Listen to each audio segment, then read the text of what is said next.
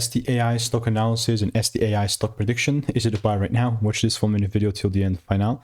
Looking at ScanTech AI Systems, it's sitting at decent 77 cents, and I myself, for context, having done 42,000 videos of seeing what's making me money and what's not, and that's what I'm going to use my edge that has been refined over 42,000 videos.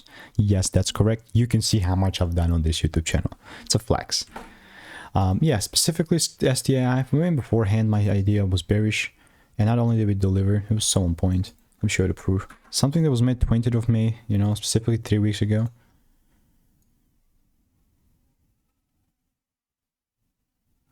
I mean, yeah, for 105. So like how it took it, and then now it's 77.